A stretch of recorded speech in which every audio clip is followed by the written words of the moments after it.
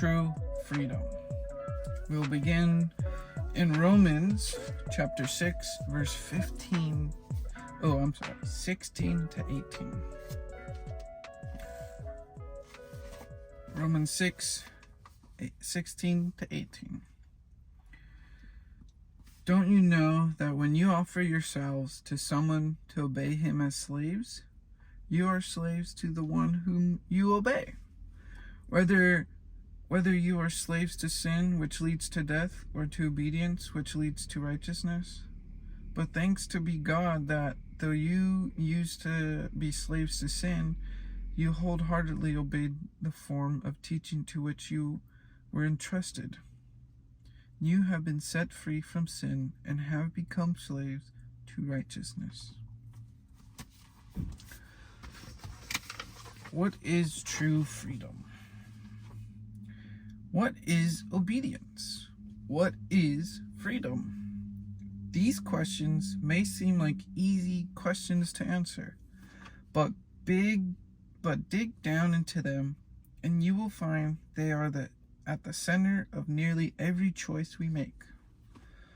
Oswald Chambers is quoted as saying, "If a child gives in to selfishness, he will find it to be the most enslaving tyranny on earth. Yield for 1 second to anything in the nature of lust, and although you may hate yourself for having yielded, you became enslaved to that thing." He was basically restating what the Bible says in the verse above.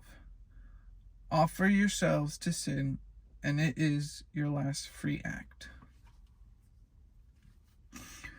Obedience is defined as dutiful and submissive compliance to the commands of one in authority.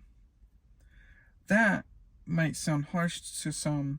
However, keep in mind that biblical obedience is obedience born out of more than just duty.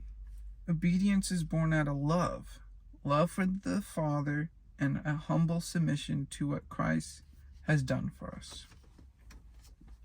Obedience alone, following the rules of Christianity, is not what the Christian life is about. Living to obey rules won't get you far. Living to love the Lord our God with all your heart, with all your soul, and all your mind, in loving obedience. Will you bring freedom like you have never experienced? It is a promise the Lord makes to his people, and that includes you. Give thanks to the Lord that he provides us with structure to thrive as his people. So my intake is it's not always obeying the Lord to get far or, live a Christian. It's also based on loving the Lord and going to him and doing things for him. It's not just, I gotta follow these rules to be a good boy, good Christian. No. And that's what my intake is on the devotion. It's a bit tricky to comprehend. I would say read Romans 6, the whole chapter. And you probably, read those chapters, and it would help also understand. So I'm going to end it here. Thanks for watching, and I'll see you in the next one. Bye-bye.